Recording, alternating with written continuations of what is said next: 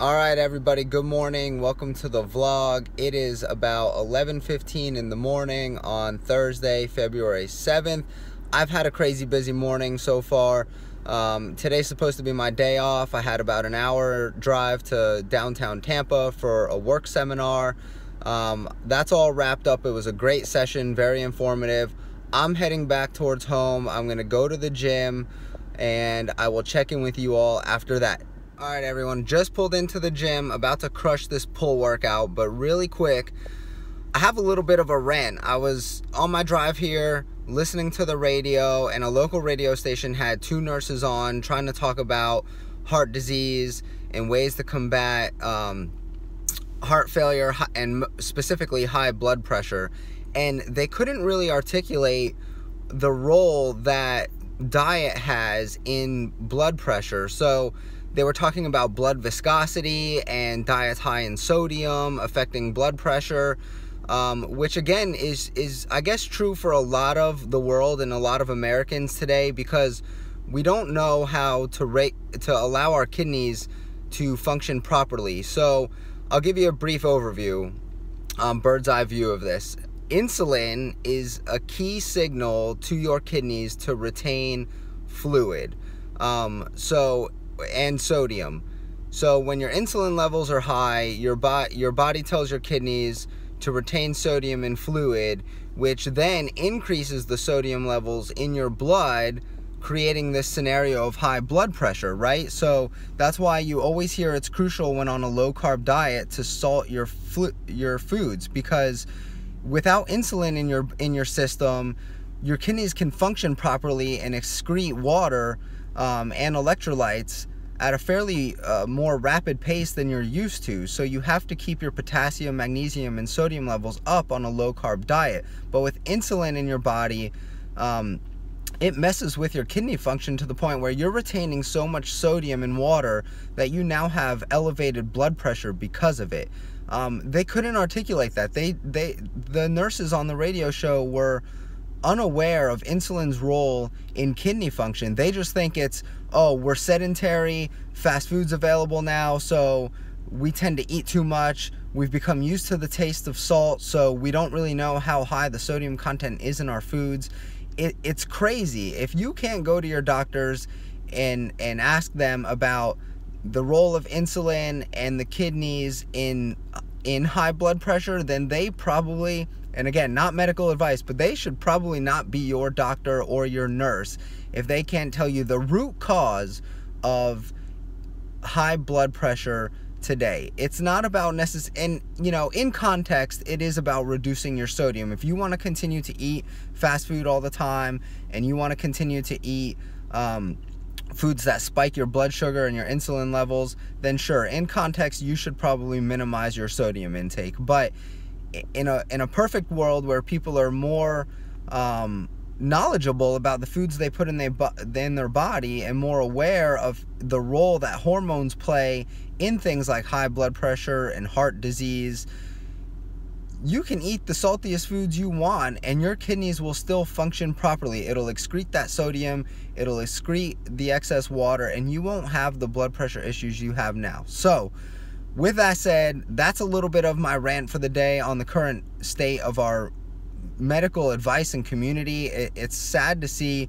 It's nice to see some other doctors out there who are getting on board with nutrition and its function and a healthy metabolism and a healthy person.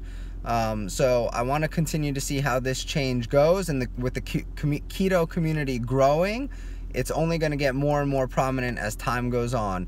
I'm going to go kill this workout. I will get back with you all after I'm done. Alright everyone, so some time has gone by. I have to be a little bit quieter because the girls are going to start getting ready for bed. But workout's over. It's great. We came home. My oldest daughter had book fair this evening, so around 5 o'clock we headed back to her elementary school. Let her and her sister shop around from some new books, which is always exciting to see them happy. They picked out a few good ones. We came back home, had dinner. For dinner, I had about 8 ounces of corned beef with about a cup of cabbage, pink salt all over that. It was amazing. Corned beef is probably one of my favorite things to eat on this diet. After that, I had an ounce of almonds, and I believe that was it for the evening. I wanted to get back on what we were talking about earlier when it comes to insulin. Obviously, I went on that rant, a little bit long-winded, but at the same time, I think it's important for everybody to know insulin's function in the body. So insulin is your fat storage hormone, right? If you haven't heard this before, please listen up. If you've heard it before but need a reminder, again, listen. Insulin's role in the body is to store energy. It is your energy storage hormone. So when you eat foods, high glycemic index carbohydrates, your insulin spikes, tells your body to store that energy for a time of famine or a time of starvation.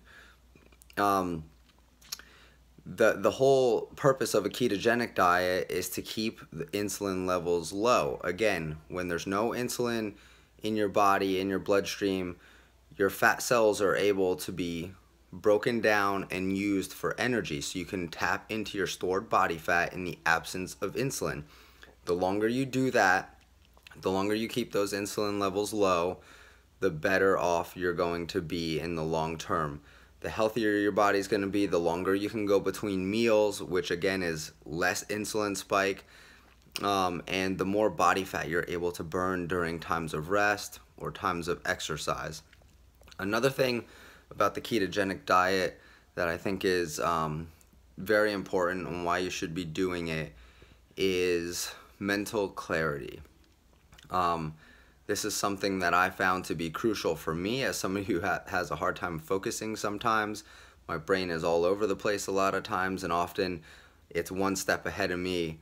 I'm one step ahead of myself. So I find this to help me focus, especially in the morning when I have a lot to get done. Girls off to school and daycare, get ready for work, start my work day, 8-9 hours of work like a lot of you. The ketogenic diet allows me to go long periods of time without getting hangry and thinking about food, which I think is one of the main reasons why I'm able to focus and get a lot more done during my days at work without having to constantly think, okay, I've eaten. I've been told to eat 6 times a day. I had breakfast. Oh, it's time for a snack. It's only 10 a.m. Noon, time for lunch. 1:30, I'm tired. I'm hungry. That was such a frustrating way of living in the past that when you're on this diet and you're becoming fat adapted, you no longer have to worry about it. You can focus on getting a lot more work done in a lot shorter period of time and not have to worry about if you're going to have the energy or stamina to go all day without worrying about food. When you're adapted to burning fat, your body can tap into those fat stores, utilize fatty acids for energy, and even though you're not consuming calorie-dense food or any food containing calories, just know that your body is taking calories from its stored body fat, from its stored energy, and using that for food throughout the day.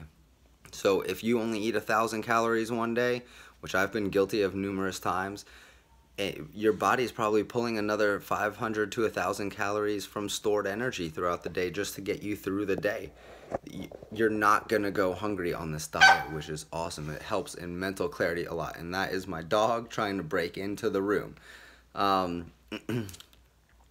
So I think those are 2 great reasons why a ketogenic diet can help a lot of people. In today's world, we're all very sedentary. We have jobs, we're on the grind constantly. So between the mental focus, the not having to eat all the time,